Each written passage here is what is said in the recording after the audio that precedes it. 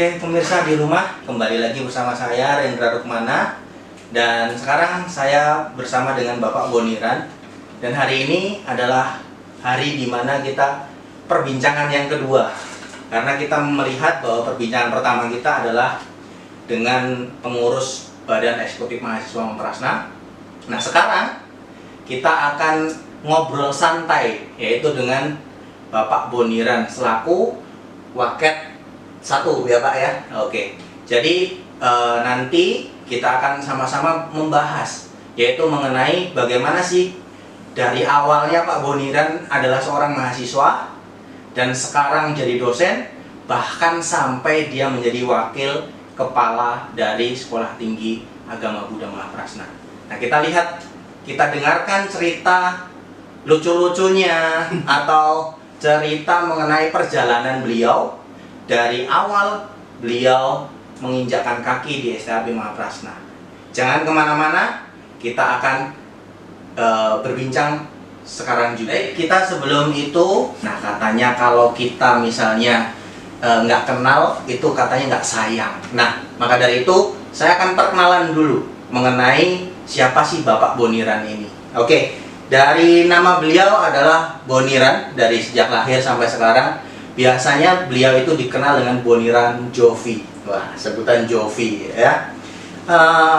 Beliau sekarang tinggal di Cikarang.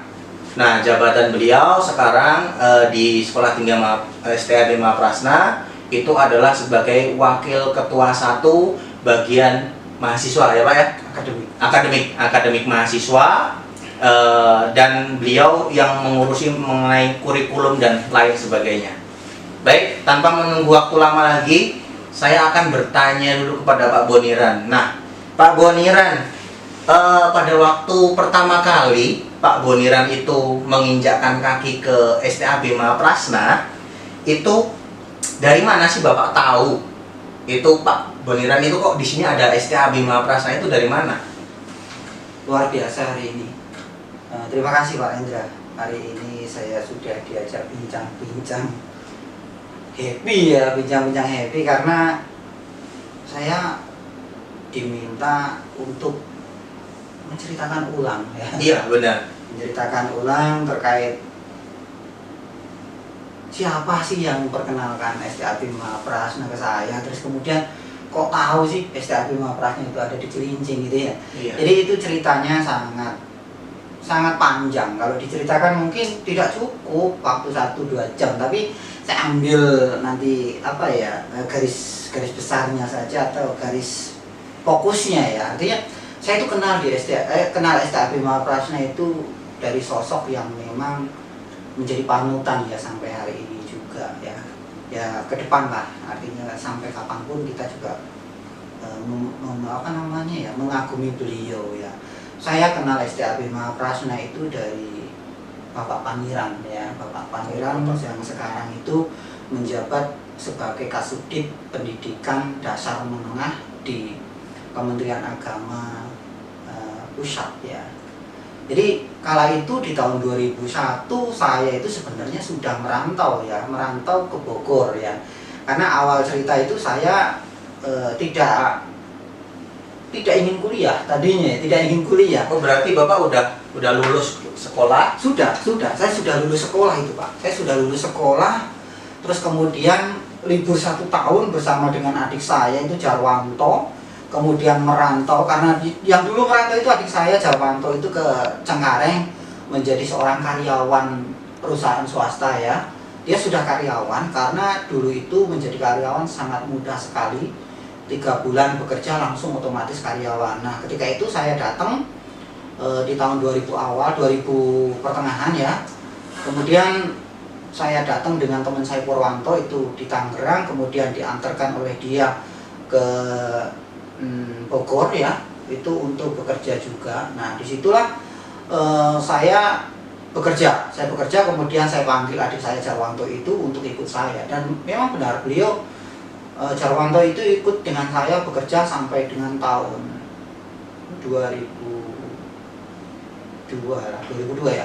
Kemudian di 2001 itu ya tidak menyangka, tidak mengira ya bahwasanya saya itu mendapatkan informasi terkait dengan Mahaprasna ini ya, itu justru dari mama saya sendiri. Mama saya menginformasikan kepada Pak Paniran dan tim ya kala itu untuk mencari saya dengan Jarwanto tersebut. Ya, jadi ceritanya seperti itu.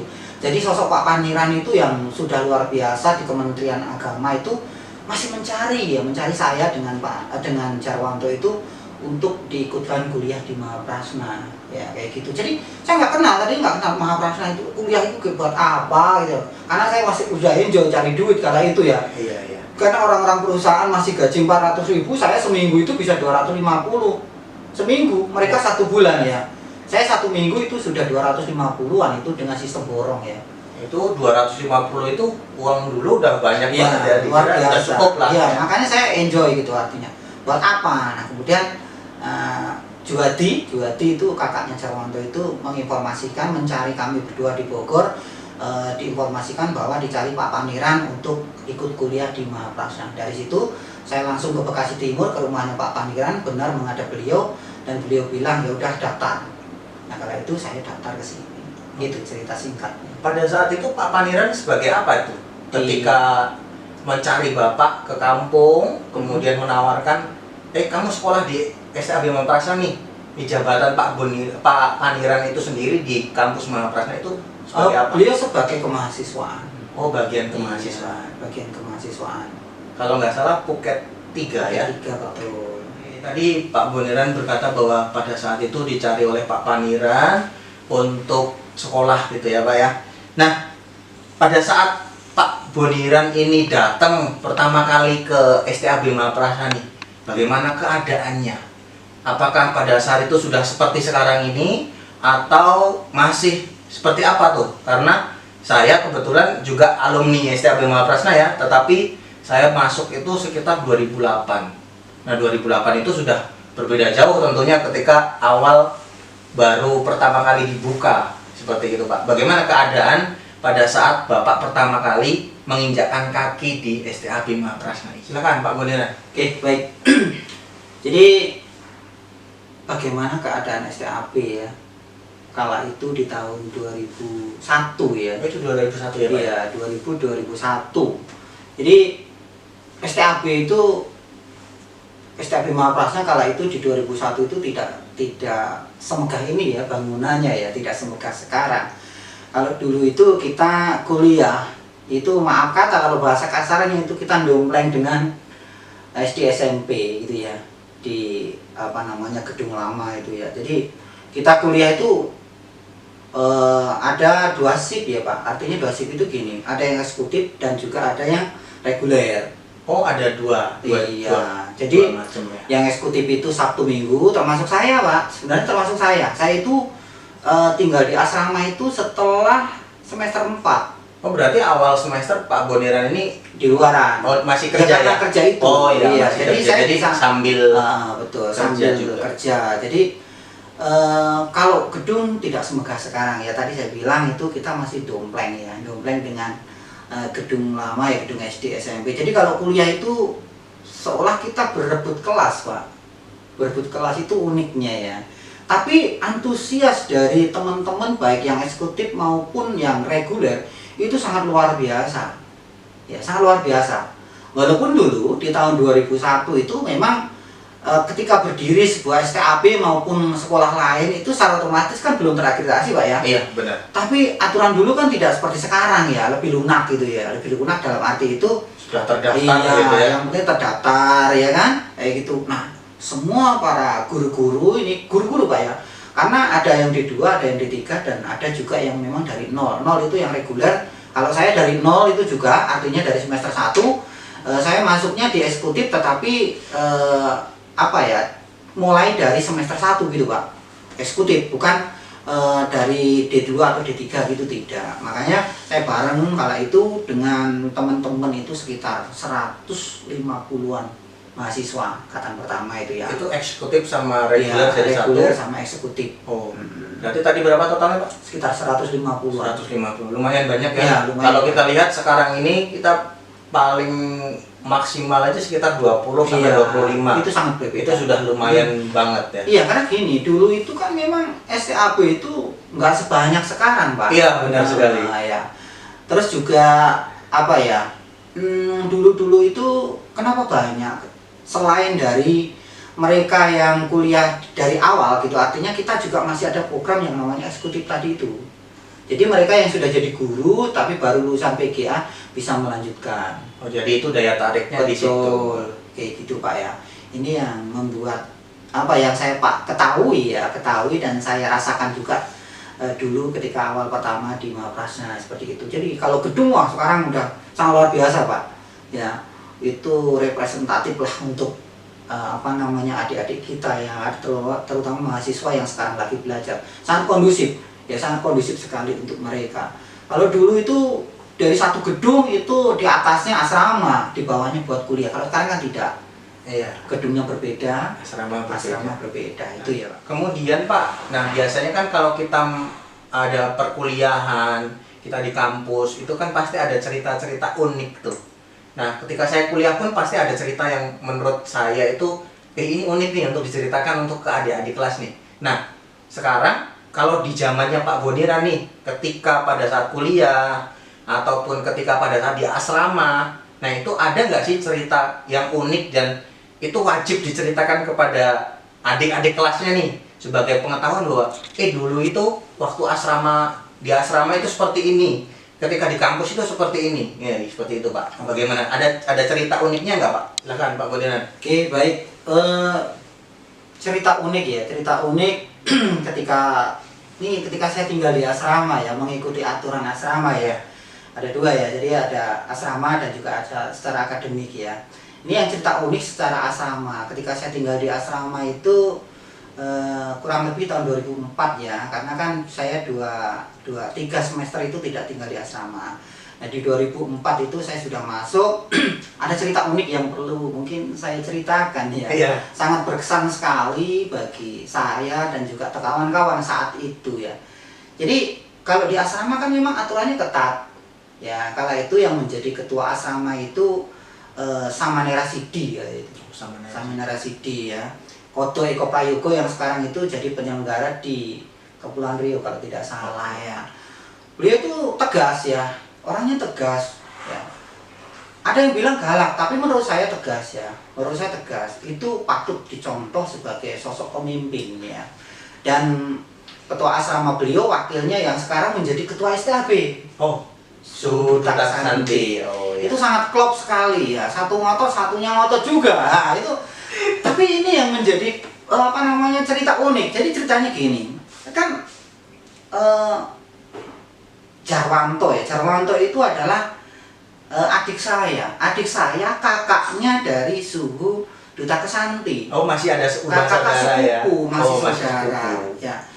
Beliau itu kan sebelum kuliah di sini sama saya ya, hidupnya kan di luaran gitu ya.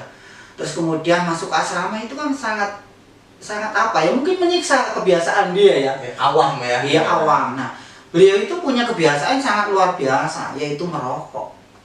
Nah, ini cerita unik merokok ya. Jadi Jarwanto itu adalah sosok perokok yang sangat kuat sekali.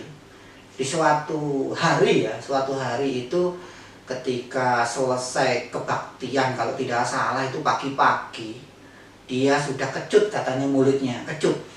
Terus lari ke atas membawa, dia ternyata sudah nyimpan rokok. Oh, di asrama udah nyimpan rokok. Iya, nyimpan rokok. Kemudian saking kecutnya, dia naik ke atap, ke plafon kayak gitu ya. Plafon itu dibuka satu. Kan dulu ada plafon yang dibuka ya di atas itu ya. Sebelum dicor kayak sekarang ini kan. Iya. Dia dibuka. Nah, disitulah dia melampiaskan hasratnya untuk merokok ya. Karena berarti di tengah-tengah plafon ya Pak ya. Jadi ketika merokok pastus kayak gitu, maaf kata nih, bukan saya ngomong jorok, pantatnya kan di bawah gitu kelihatan ya. Oh. Nah itu ketahuan oleh Samanera ya, disentil lah dia. Nah kami juga itu bingung kan, ini dihukum atau enggak ya kan, bingung kan. Tapi namanya sosok pimpinan wajib untuk menghukum dan dihukum juga, disuruh pai. Kalau tidak salah kala itu pai 500 kali. Oh, pai 500 juga lumayan 500 itu Jarwanto. Nah ini untuk saya sendiri masih ingat Ya, kala itu pagi-pagi saya belum bangun. Dan kebetulan waktu itu suhu Matramaitri naik ya. Yang sekarang Sukong ya, Oh, iya. Sukong kita. Dulu jadi ketua STAB kalau nggak salah. Iya, dulu ketua. Dan kebetulan beliau itu naik. Kala itu ketua asramanya itu sama Nera Sidi kala itu sudah turun. Tapi ketika itu saya belum bangun ya, belum bangun. Saya ketiduran. Ya, ketiduran karena ngantuknya itu ya. Saya ketika sudah ditapang rame-rame, bingung kan, panik. Saya lari ke lemari ngambil hatching. Ternyata hatching saya sudah dibawa orang. Wah, itu yang unik. Dibawa Teguh kalau tidak salah, Teguh Banyuwangi. Banyuwangi. Dengan adiknya itu siapa? Widodo kalau nggak salah. Nah, saya minta itu hatchingnya. Dia ngotot itu hatching dia. Setelah saya buka beneran itu hatchingnya Widodo. Saya kasihkan, saya ngumpet tidak sembahyang. Nah, ketika itu ketahuan yang tidak sembahyang itu masih ingat saya kemudian itu Santi yang sekarang jadi PNS di Cikarang. Terus kemudian kala itu ada Samanera juga ini ya. Samanera Duta Marga ya. Uja Subekti yang sekarang jadi dosen di STAB Sriwijaya. Terus satu lagi Acong ini ada yang nakal itu ya. Acong itu anak kecil yang hidup di sini juga dari Ciulan kalau nggak salah, donatur kita ya. Dia memang untuk dididik ya. Nah itu ketahuan ini tidak sembahyang. Baru setelah dia sembahyang kan makan juga nggak berani kan tekad saya dengan teman-teman itu ketika kita mau makan pagi, siang, sore ya kita harus nyangkul paginya. Nyangkulnya apa ya, dengan sembahyang itu ya kan. Nah kala itu saya tidak sembahyang, terus kemudian dipanggillah oleh Suhu Matramaitri ya toh. Dengan dengan pelantarannya adalah Samanera Sidi tadi itu seperti itu. Samanera bilang, Mas Bon dipanggil Suhu Matramaitri. Waduh, pasti dihukum. Saya bilang gitu. Waduh, pasti dihukum. Saya lihat bener. Saya lihat Samanera terus nanti sama itu dihukum kalau tidak salah itu 500 pae. Ya, saya mau dihukum 500 pae. Apa coba yang saya lakukan? Ketika itu hari Jumat, saya masih ingat. Karena Sabtu libur, saya kabur. Saya kabur ke Bogor ya, 2 hari nggak pulang saya. Dicarilah oleh Samanera. Kala itu teleponnya masih dulit ya gitu ya, Sony Ericsson kayak gitu. Ditelepon ya, teleponnya pakai alamat sana ya. Kala itu belum punya HP ya. Nah ditelepon, saya balik lagi ke sini ternyata masih menanti hukuman itu ya. Ini yang sangat unik sekali ya, menanti. Benar, ketika itu terus saya ngobrol dengan Samanera bagaimana ya udah hukuman lah udah pae. Kalau itu ditungguin juga ya, ada yang nungguin, jadi kita pae. Jadi kita itu harus bertobat ya, bertobat, tidak boleh melakukan pertobatan. Dan kala itu ketika tahun 2004-2005 itu banyak sekali yang setiap pagi itu kui di depan itu ya, kui siang sampai hiu itu habis ya kan, itu banyak sekali dulu itu. Ya memang kita harus tertib ya, apalagi yang dulu teman-teman ini yang 2001 ya, saya 2001 tapi teman-teman itu yang tinggal di asrama itu ceritanya sangat banyak sekali. Saya punya kawan dekat juga itu namanya siswa Marsudi ya, Cekadot ya namanya. Cekadot itu anaknya brother sekali ya. Bahkan ada yang lepas binatang ya, pangsen ikan banyak itu ikan emas gede-gede kayak gitu ya. Sorenya dipangsen, malamnya diserok sama mereka orang banyak. Kemudian digoreng di depan, ketahuan Suhu Matramaitri ya kan. Nah inilah menjadi cerita unik, tapi ya itu nggak boleh ditiru ya oleh adik-adik, terutama ya mahasiswa yang sekarang lagi studi di STAB Mapranya. Itu cerita unik saja ya, cerita unik dan memang kami alami ketika itu ya. Oke, mungkin itu Pak yang bisa saya ceritakan terkait ini. Tapi kalau untuk yang untuk akademik ya. Untuk akademik juga ada cerita lucunya ya. Cerita lucu ketika saya kuliah itu ya. Ketika saya kuliah itu kan dibagi ya. Angkatan pertama itu dibagi, ada yang reguler itu 4 kelas kalau tidak 50 ya, sekitar 4 kelas ya. Sekitar 3 sampai 4 kelas. Kemudian yang eksekutif itu 3 kelasan kalau nggak salah. Kami adalah kelas C, saya kelas C karena dari semester 1 ya. Kalau yang B sama A itu yang A semester 6, yang B semester 4. Yang C itu semester 1. Nah, sayalah orangnya, salah satunya. Ketika itu ada sekitar 14 sampai dengan 16 orang kuliah. Saya bersama dengan Bapak Eko Supeno itu selaku pembimas ya Jawa Barat, sekarang sudah pensiun. kemudian Ruby Santamoko yang sekarang jadi ketua STAP di Dharma Widya, ya kan? Terus kemudian Pak Jumari yang sekarang menjadi pembimas di Papua, kemudian Pak Nato yang ada di Sriwijaya, terus kawan-kawan masih banyak ya kawan-kawan itu. Nah itu ceritanya unik. Uniknya apa? Kami itu kelas C itu ketika diajar oleh, mohon maaf ini yang mulia Sukom Matra Maitri ya, ketika diajar bahasa Mandarin ya, kami itu selalu nyontek dengan 1-2 orang ya. Jadi kalau yang laki itu nyonteknya ke Raita ya, yang perempuannya itu nyontek ke catur kalau tidak salah namanya kalau itu. Jadi setiap diajar Mandarin itu kami sudah teriak duluan, waduh Sumatra Maitri datang, kita udah diem. Itu sangat berkesan ya. Tapi ya uniknya kayak gitu. Ketika diajar apa semuanya pelongo kayak gitu ya. Inilah kelas-kelas kami dulu ya. Dan kala itu benar luar biasa Sumatra Maitri galaknya nggak ketulungan ya. Oh, ngomong sampai jebir-jebir kayak gitu, mahasiswanya harus kayak gitu semua. Ini yang menjadi cerita unik, tapi nggak bisa-bisa kami ya. Orang temen ya, termasuk kala itu saya yang paling muda ya. Sedangkan kayak saya kuliah itu maaf ya, dulu rambut saya panjang ya, di bawah bahu ini ya. Saya dengan adik saya Jarwanto itu ya. Itu yang paling muda ya saya, Jarwanto, Nur Hadi itu ya. Itu yang paling muda-muda ada 4 orang ya, 4-5 orang Sugiyat itu ya. Termasuk itu yang muda-muda. Tapi ya itu yang belajarnya serius ya hanya Raita, Nur Hadi itu termasuk serius itu kalau Mandarin. Kan Nur Hadi ponakan Su. Oh. Tapi bukan berarti itu ya, namanya kuliah tetap kuliah. Ini tapi unik lah, unik ya. Unik artinya satu kelas itu yang lulus kadang-kadang hanya 4-5 orang. Dan selebihnya ngulang semua. Nah ini kami alami gak cuma sekali Pak Indra ya. Kami alami itu yang namanya remedial itu nggak cuma sekali Pak. Di remedial sekali nggak lulus lagi, remed lagi. Nah inilah pelajaran Sumatra Maitri kala itu ya. Terutama di bahasa Mandarin itu cerita uniknya. Kalau lebih-lebihnya ya banyak sekali, tapi saya rasa nggak perlu saya ceritakan ya. Kalau itu Pak Baja saya yang nggak biasa nangis jadi nangis itu banyak sekali sebenarnya ya. Tapi nggak cukup nanti ya. Iya. Panjang sekali. Oke, mungkin itu yang bisa saya ceritakan. Iya. Dari cerita Pak Boniran sungguh menarik sekali ya. Karena saya sebagai mahasiswa STAP Bima Prasna juga pernah mendengar banyak sekali cerita-cerita yang lucu gitu ya, kalau didengarkan ini sebagai itu juga sebagai wawasan kita bahwa dulu senior kita pun seperti ini juga mengalami apa yang kita alami sekarang ketika saat kuliah seperti itu ya.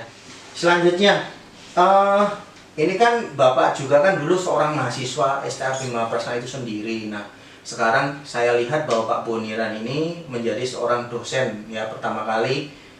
Saya sebenarnya nggak tahu nih Pak Boniran waktu itu udah jadi dosen, karena tahun 2012 saya udah pergi ke Taiwan untuk melanjutkan belajar, dan pada saat 2012 itu Pak Boniran belum jadi dosen pada saat itu. Jadi belum ngajar saya ya. Jadi belum ketemu sama saya pada saat itu. Nah, sebagai kenapa sih Pak Boniran memilih malah mengabdi di STAP Bima Prasna tidak ke kampus lain? Nah, apa yang menjadi alasan Pak Boniran yang menurut Pak Boniran saya harus seperti ini nih kalau untuk kampus saya sendiri? Oke, baik Pak Rindra. Ini pertanyaan yang harus saya jawab sesuai apa yang menjadi panggilan hati saya ya. Karena menjadi dosen itu kan tidak gampang ya, tidak gampang karena tuntutannya banyak. Nah, ceritanya kenapa saya jadi dosen di STAB ya, di STAB Bima Prasna. Sedangkan kala itu kan saya juga sebenarnya sempat ditawarin untuk jadi PNS ya kala itu di Kalimantan Timur, cuman saya tidak bukan tidak tertarik ya, tidak tahu kenapa itu saya nggak mau aja gitu ya, nggak mau saja. Kala itu memang formasi hanya satu dan yang daftar harusnya hanya saya saja Pak, penyuluh kala itu ya di Kalimantan Timur, tapi saya nggak mau dan diisi oleh kawan-kawan banyak ya. Nah, alasan kenapa sih saya itu mau jadi dosen di STAB Bima Prasna itu sebenarnya panggilan hati Pak ya, panggilan hati. Saya diangkat jadi dosen itu oleh Yang Mulia Suhu. Kala itu saya mendaftar itu dari tahun 2010-11 ya. Kala itu saya masih menjadi asisten dosen ya tadinya, asisten dosen. Terus kemudian 2012 sampai dengan 2014 itu saya didaulat menjadi dosen tetap ya, karena sudah lulus S2 kala itu ya. Diangkat jadi dosen tetap oleh Yang Mulia Suhu, Yang Mulia Suhu Matra Maitri, bersama dengan rekan saya Bapak Widianto ya kala itu, untuk berbagi ilmu ya, karena saya kuliah S2 itu bareng juga dengan Pak Widianto ya kala itu di sini di STAP Mahaprasna. Ketika lulus sudah kami ngajar. Nah, panggilan hati itulah Pak yang mendasari saya. Saya dibesarkan dari Mahaprasna, saya bisa berubah, dalam arti berubah cara pandang dan cara pikir saya. Karena kalau cerita lama saya itu ya dibilang pahit, sekarang masih pahit Pak. Kehidupan lah itu kehidupan Pak ya, kehidupan. Karena orang sukses itu kan relatif Pak ya. Iya. Nah, sukses dalam hal apa dulu itu relatif. Nah, tapi kalau dibilang membentuk cara pandang dan cara pikir, Mahaprasna lah yang membentuk saya. Ya, saya tinggal di Cikarang, saya juga sempat menjadi guru di Cikarang itu lumayan lama Pak, sampai 12 tahun, tapi saya jadi gurunya itu sekitar 8 tahun ya, di SD pernah. Terus kemudian saya kebetulan dipercaya di salah satu sekolah di Sariputra itu menjadi seorang kepala sekolah juga ya. Dari situlah saya mendapat ilmu dan pengalaman yang sangat berharga. Terus kemudian di tahun 2014 ya, ini 2014 saya diminta oleh Yang Mulia Suhu Matra Maitri untuk mencoba membimbing para mahasiswa. Artinya saya diangkat sebagai Puket 3 ya kala itu. Puket 3 saya berusaha dengan semaksimal mungkin, semampu saya, apa yang menjadi mandat dari Yang Mulia Suhu kala itu ya saya coba akan kerjakan semaksimal mungkin. Dan singkat cerita itu di tahun 2019 perombakan, kan ada perombakan pengurus di STAP Mahaprasna, dari yang tua menjadi muda, yang muda menjadi tua, itu wajar ya, namanya perombakan itu. Tapi bukan berarti dalam hal perombakan ini terus nanti menjadi buruk dan lain sebagainya, tidak. Kami punya tujuan merombak itu ya di STAP terutama itu untuk mendongkrak kebaikan nilai-nilainya gitu ya. Jadi kemajuan dari STAP itu harus seperti apa. Di 2019 kala itu Yang Mulia Suhu yang sekarang Sukong Matra Maitri itu kan beliau terjun di yayasan ya, kemudian mengangkat anaknya ya, kalau itu anak didik ya kalau di kayak gitu ya Pak ya.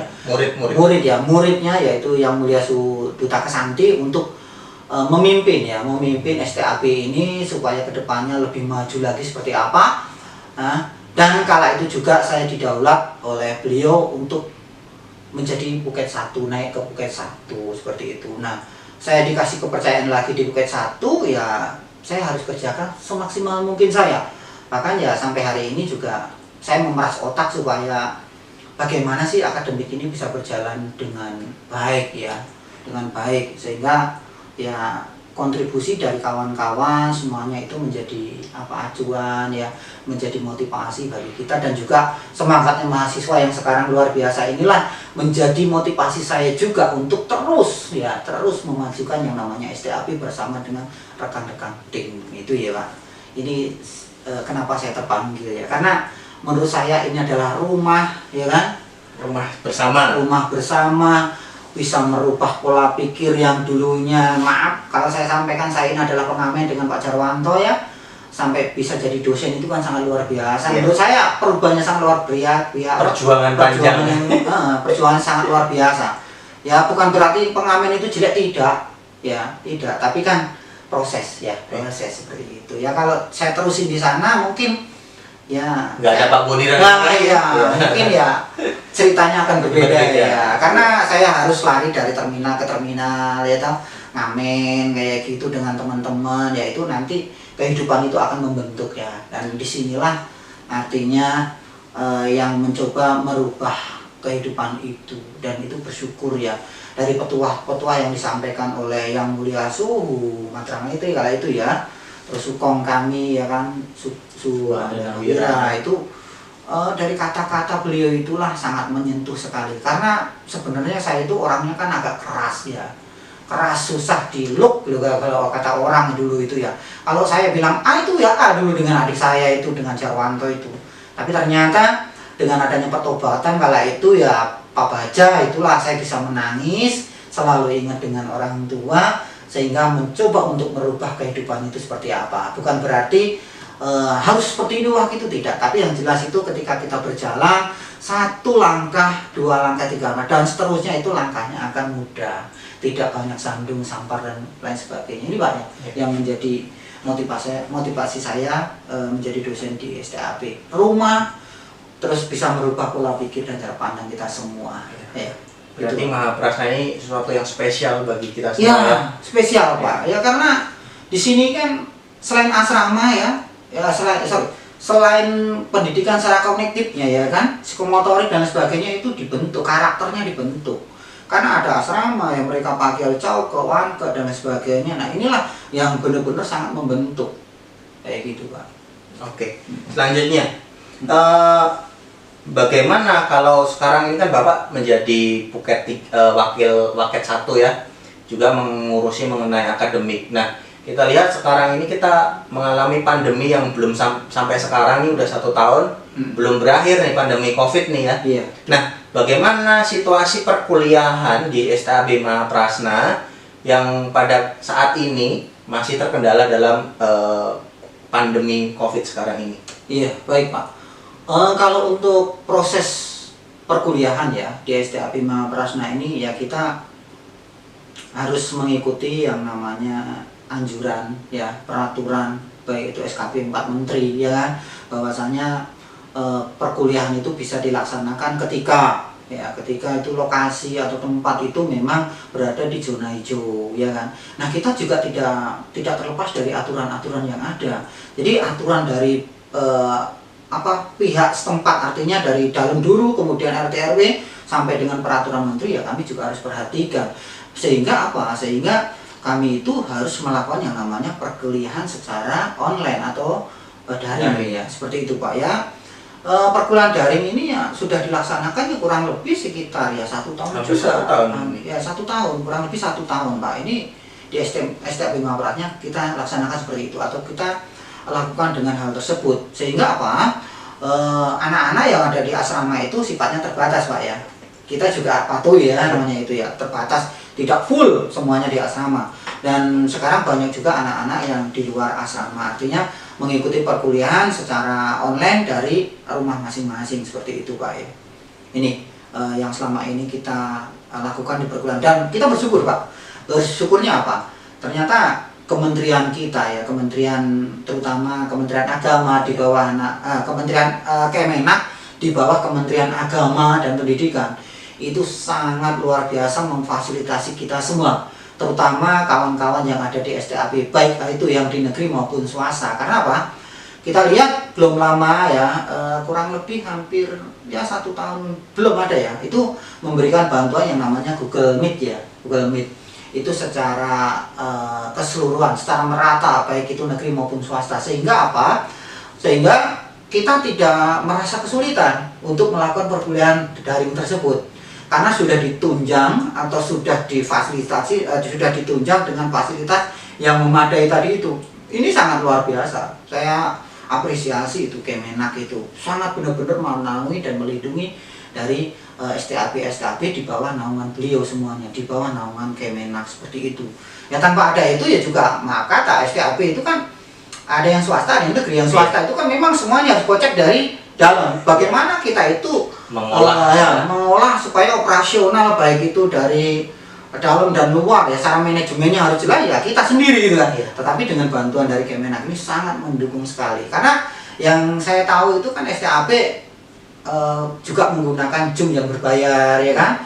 Nah selain Zoom yang berbayar kita juga ada Google Meet dan sebagainya. Inilah sangat menolong, dan anak-anak ini juga selalu diberikan kuota ya dari kementerian. Oh berarti dapat bantuan juga? Oh iya Pak, pasti dapat bantuan. Kami selalu diminta data, dan data itu kami kirim ke Kemenak karena di bawah naungan Kemenak ya harus kami kirim ke sana. Kemudian dari sana nanti memproses untuk diberikan yang namanya kuota tersebut, kuota belajar ya Pak, ya, kuota belajar. Seperti itu. Oh berarti bukan hanya STA Bima Prasna sendiri yang mengupayakan, tetapi dari pemerintah Oh, iya. pun itu sangat sekali kooperatif dengan Betul, kita. betul sekali. Ketika kita membutuhkan apa, mereka berani atau bisa setidaknya membantu untuk menyediakan hal tersebut. Iya. Ya. Oke. Jadi sesuai gitu loh, sesuai dengan kebutuhan apa Iya, benar gitu. sekali. Itu Kita perbincangan kita hari ini sangat menarik sekali. Tetapi ini juga sebagai kata penutup untuk kita. Nah, bagi Pak Boniran nih, harapan apa yang pengen Bapak wujudkan atau yang Bapak ingin sampaikan untuk seluruh alumni, mahasiswa, pengurus dan lain sebagainya untuk STA Bima Prasna? Harapan apa yang pengen Bapak capai? Dan Bapak ini kan sekarang sebagai wakil satu tentunya punya harapan tersendiri. Nah, harapan itu apa saja? Silakan Pak Boniran. Oke, baik. Jadi harapan saya untuk STAP ya, untuk STAP Bima Prasna ini ya sesuai dengan apa yang menjadi keinginan dari Yang Mulia ya. Bahwasanya STAP ini ya tetap harus bergerak. Bergerak dalam arti itu terus maju dan berkembang. Nah, karena kebetulan saya itu sebagai wakil satu dan dibantu oleh tim pengurus ya kan. Saya juga dibantu khusus oleh Kajur ya kan, Kaprodi saya, Pak Abul ya, dan tim juga. Ya, kami akan mencoba yang sekarang itu memang baru satu prodi, kami coba akan segera mewujudkan prodi-prodi yang baru ya. Dan kebetulan memang di Kemenak ini kan sudah memberikan wadah untuk semua STAP membuka prodi-prodi baru ya. Nah di STAP Bima Prasna itu apa sih nanti prodi yang mau dibuka? Nah itulah yang menjadi keinginan kami, terutama saya dengan tim ya. Bahwasanya bukan hanya satu prodi nanti yang ada di STAP Bima Prasna, tapi cita-cita kami itu akan mewujudkan yang namanya ya Mandarin. Itu penting karena memang kita punya ciri khas Mandarin ya. Inilah yang kita miliki ya. Kita harus buka seluas mungkin. Nah, tapi tidak segampang kita berbicara seperti ini, Pak. Prosesnya sangat luar biasa. Kami juga harus berkoordinasi dengan Sukong, ya kan, dengan Sukong Wijaya terutama ya. Beliau yang punya relasi dan lain sebagainya. Karena sumber daya alam, sumber daya manusianya itu sangat sulit sekali. Betul, karena untuk membuka satu prodi itu kita membutuhkan 5 SDM yang memang berkompeten di bidangnya atau sesuai dengan jurusannya, linear gitu Pak ya. Nah ini yang harus kita siapkan. Selain itu kurikulum ya, sarana dan prasarana, 3 hal ini yang harus kita siapkan matang. Kalau 3 hal ini tidak kita siapkan ya nanti repot ya kan? Dan kami juga berupaya untuk S2-nya yang ada di kita itu kami akan coba upgrade lagi. Nah nanti menunggu kawan-kawan selesai S3 ya, doktornya ya. Kebetulan ya sudah ada 3 orang ya, 4 orang ya kita melanjutkan. Dan mudah-mudahan ya di 2022 ke atas itu sudah pada lulus ya. Berarti Pak Boniran juga? Ya, Mitohud salah satunya saya. Berarti ya. Terus Pak Kabul ya kan, nanti ada yang di luar itu kan ada juga. Kami tidak perlu sebutkan namanya Pak. Itu cukup keep aja ya. Mohon maaf ini ya. Tapi memang kita akan mencoba itu ya. Apa yang menjadi harapan ya itu pasti semua STAP yakin saya seperti itu ya. Ingin ke depan itu lebih maju lagi. Nah itu harapannya. Terus kemudian ya untuk para alumni ini ya, ya mohon dukungannya ya, kesulitannya karena kita ini sama-sama besar ya kan. Bukan berarti dibesarkan di STAP Bima Prasna tidak, tapi artinya sedikit banyak kontribusi dari Bima Prasna itu sangat membantu kita semua. Jadi harapannya bagi untuk STAP ya, harapannya ya ingat aja lah, ingat dengan STAP itu sudah terima kasih kan menurut saya. Ingat karena ya sedikit banyak kita pernah minum, pernah makan di STAP Bima Prasna. Bukan berarti saling menuntut, tidak loh ya, tapi kita saling mengingatkan saja. Nah itu ya. Dan untuk mahasiswa ya, untuk mahasiswa yang sudah berjalan ini lebih ditingkatkan lagi belajarnya, lebih fokus lagi karena STAP Bima Prasna ini kan memberikan sarana yang lebih, saya bilang sarana yang lebih Pak. Kenapa? Karena STA Bima Prasna ini sudah 2-3 tahun ini memberikan program beasiswa 99,9% itu dibiayai oleh kampus ya. Wah, itu berarti dapat dikatakan gratis dong Pak ya? Kalau gratis nanti ada tuntutan Pak. Ada tuntutan dalam arti gini, wah katanya gratis 100% tapi ternyata itu masih beli ini itu saya sendiri ya kan. Artinya beli apa? Beli makan, masa iya kita ini makan dalam arti bukan berarti Mahaprasna tidak menyiapkan, tidak. Makan itu ketika mereka itu kadang-kadang ada kan mahasiswa itu yang lapar malam gitu ya, padahal sore udah makan banyak, nah itu pengen jajan keluar, ya silakan, kami tidak menutup. Itu berarti uang mereka sendiri ya? Dong, itu uang dari rumah seperti itu. Jadi ini untuk adik-adik semuanya ya, yang baru lulus atau yang juga mau lulus kelas 1, kelas 2, kelas 3, terutama yang kelas 3 sekarang, kalau ingin kuliah, kami dari Mahaprasna ya, dari Mahaprasna itu memberikan yaitu tadi beasiswa 99,9% sampai lulus ya, jangan khawatir. Kalau tidak percaya buktikan, kan orang Buddha pasiko ya, pasiko. Well, silahkan datang ke kampus, buktikan, dan coba tanya ke teman-teman yang sudah kuliah, kanan kirinya coba ditanya, apakah itu Pak Boniran promosi ini tuh? Wajar dong promosi ya. Semua STAB promosi, saya juga promosi ya kan. Semua university promosi, saya juga promosi, sama. Saya menyampaikan apa yang ada di STAB Mahaprasna. Jadi bagi adik-adik yang masih kesulitan atau terutama, mohon maaf ini saya tidak merendahkan semua orang, tidak. Artinya bagi adik-adik yang sangat membutuhkan secara finansial, terutama kekurangan, kami siap ya membantu sampai dengan lulus. Kami tidak menuntut apa-apa, serepes pun nggak pernah kami tuntut ini itu dan sebagainya ya. Yang penting lulus selesai, kami terima kasih karena STAB sudah bisa membantu dan menetaskan para alumni-alumni yang nanti bisa berkiprah di dunia kerja, baik itu negeri maupun swasta ya. Jadi jangan ragu, silahkan ya, nanti bisa dilihat di sininya ya, di sini ini tuh ya.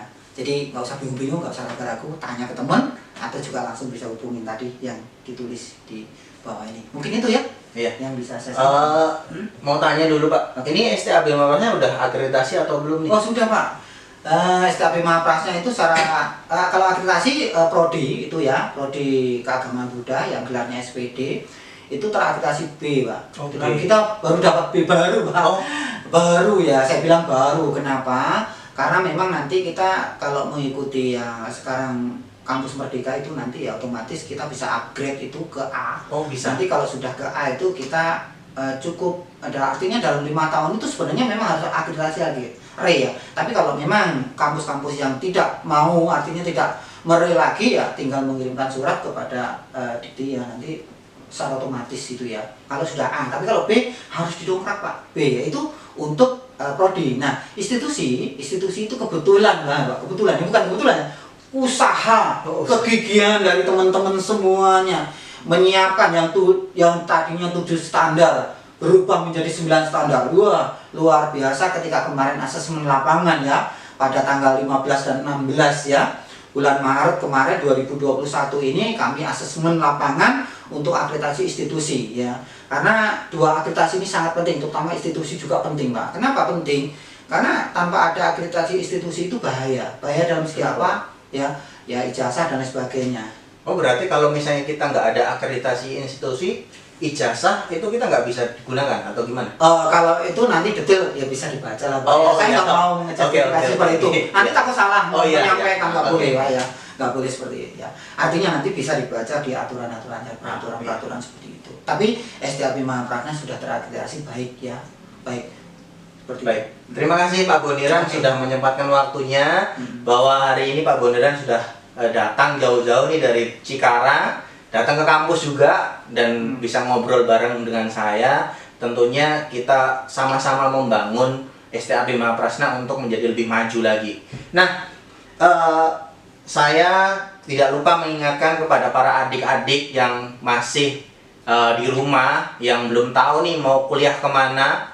STAB Mahaprasna siap membantu kalian semua, dan STAB Mahaprasna bisa menciptakan kalian mahasiswa-mahasiswa yang berkompetensi, bukan hanya dalam hal akademik, tetapi moral juga kita akan didik. bahwa STAB Mahaprasna bisa membuat kalian lebih maju lagi. Terima kasih atas partisipasi teman-teman semua yang ada di rumah maupun yang ada di Sekolah Tinggi Agama Buddha Mahaprasna, dan kita jumpa lagi di lain kesempatan. Terima kasih Pak Boniran.